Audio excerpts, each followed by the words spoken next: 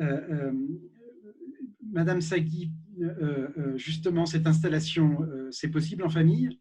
Est-ce qu'on vous a aidé à vous installer? Alors effectivement, ça, c'est indissociable hein, de l'aspect famille derrière, parce que quand on finit ses études à quasiment 30 ans, il y a souvent une vie personnelle qui a progressé en parallèle. L'installation dans un autre territoire n'aurait pas été possible avec un conjoint qui n'aurait pas pu suivre. Donc ça a été un argument déterminant sur mon installation dans les Pyrénées-Orientales. Il fallait que le conjoint puisse suivre. Alors on n'a pas eu de facilité particulière à le faire suivre. Ça a été deux opportunités en même temps, ce qui est pas forcément fréquent, mais par contre, il y a peut-être des opportunités plus faciles dans des territoires où justement il y a moins de personnes qui cherchent à cet endroit-là. Je ne sais pas, mais en tout cas, il faut être deux à pouvoir partir, c'est certain. Docteur Dutèche, de votre côté, l'installation en famille? Alors, l'installation en famille, c'est un projet de vie en fait. Alors, souvent, j'ai eu des stagiaires qui m'ont dit, mais moi d'abord, je vais faire ça, puis après ça, puis après ça. Les enfants, la vie de couple, le projet d'habitat, etc. Et bien souvent, les opportunités déclenchent tout ce qui suit, c'est-à-dire la vie. Il est clair que s'installer pour un jeune médecin, c'est quand même un projet entrepreneurial. C'est bien sûr un projet familial, c'est un projet de vie, c'est où vont aller les enfants, c'est comment on va s'organiser, quels sont nos loisirs. Et je crois que, comme le disait M. Cubeno, l'idée, c'est de regarder, d'aller à la recherche des territoires. Et bien sûr, comme le disait Hermine à l'instant, il y a beaucoup d'opportunités, surtout que, bien que nous soyons une grande région aussi un peu montagneuse, 45% largement montagneux, on n'est pas loin, en fait, de grandes choses.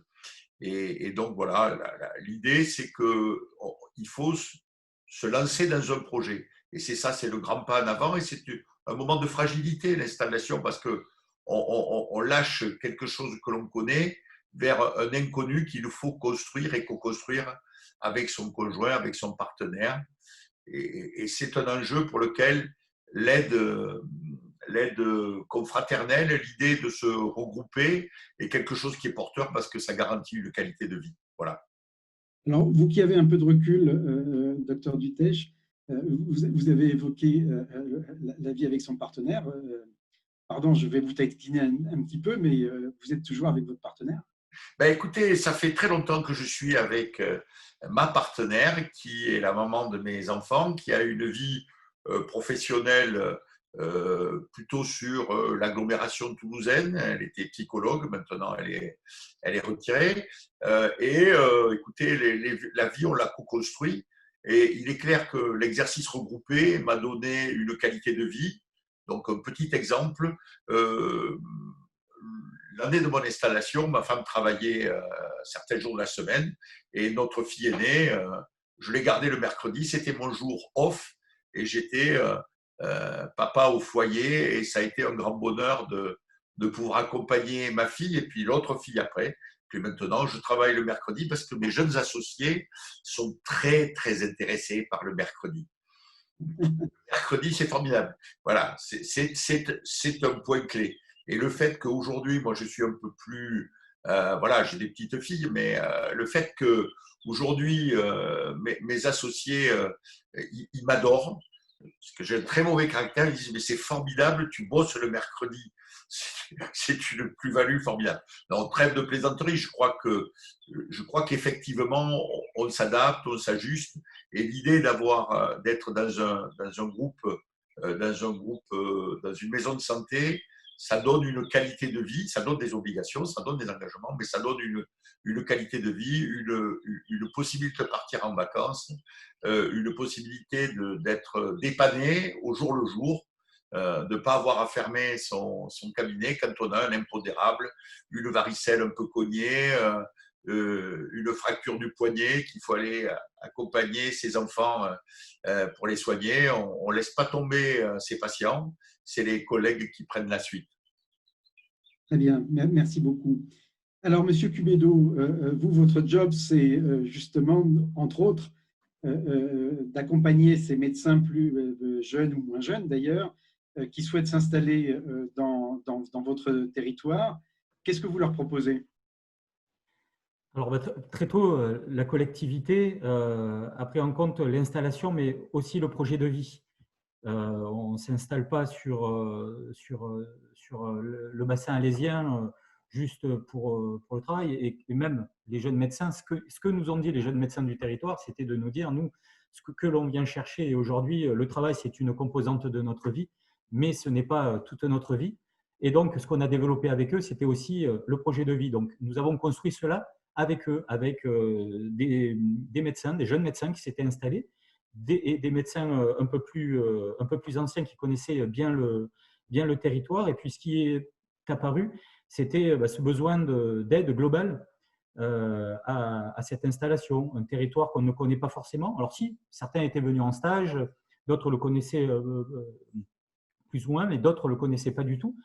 Et donc, ce qui nous est paru important, c'était cette aide globale, activer l'ensemble du réseau, qu'il soit sanitaire, économique, culturel, social, pour aider les professionnels de santé, notamment les médecins, à pouvoir construire ce projet de vie sur notre territoire. Donc, ça veut dire une véritable aide à l'intégration. Ça peut aller de trouver un logement, trouver des locaux, trouver des associés aussi, parce que beaucoup aujourd'hui souhaitent, pour les raisons que donnait le docteur Dutèche, pouvoir travailler à plusieurs pour justement s'aménager une qualité de vie autour de tout ça. Donc voilà, trouver des logements, des locaux, accompagner aussi pour l'inscription des enfants à l'école, en crèche, trouver d'autres alternatives, parce que c'est aussi ça, c'est pleinement dans la compétence des collectivités qui peuvent activer un grand nombre de leviers là-dessus. Et puis également pour le conjoint, c'est ce qui était dit là au début de la question, c'est que la question du conjoint est tout aussi importante. Et là, nous avons un service de développement économique qui aide soit à la création d'entreprises, soit à intégrer également les conjoints en amont dans des réseaux économiques pour faciliter également un projet professionnel qui viendrait se greffer à ce projet de vie. Et puis, un territoire pas si reculé que ça, puisque nous sommes à une trentaine de minutes de la ville de Nîmes et à moins d'une heure de Montpellier, qui sont quand même des pôles économiques très, très importants. Merci beaucoup. Professeur Schmitt, alors, vous avez, une vue un peu d'ensemble de ces questions d'installation et de territoire dits prioritaires ou reculés. Comment est-ce que vous voyez tout ça? Eh bien, comme on l'a déjà dit, il y a déjà le facteur attractivité quand on trouve des collègues ou des associés avec qui on a envie de s'installer. Il y a ce qui vient d'être dit, c'est-à-dire comment les territoires offrent de belles possibilités d'améliorer les choses. Et au niveau de la région, tous les départements de la région comprennent, département par département, un certain nombre de zones qui sont des zones qui disposent d'aides très importantes, c'est les zones d'intervention prioritaire, d'aides importantes, c'est les zones d'action complémentaire, ou des aides quand même conséquentes dans les zones d'appui régional. Alors, qu'est-ce qu'on appelle aide? Ça peut être une aide aux études avec des professionnels qui vont s'installer dans un territoire défini. Ça peut être une aide individuelle à l'installation, ça peut être une aide à l'exercice coordonné. Ces aides sont vraiment assez conséquentes. Elles peuvent même jusqu'à aller à des exonérations fiscales. Et tout jeune professionnel a intérêt à s'enquérir de ces possibilités. Merci bien.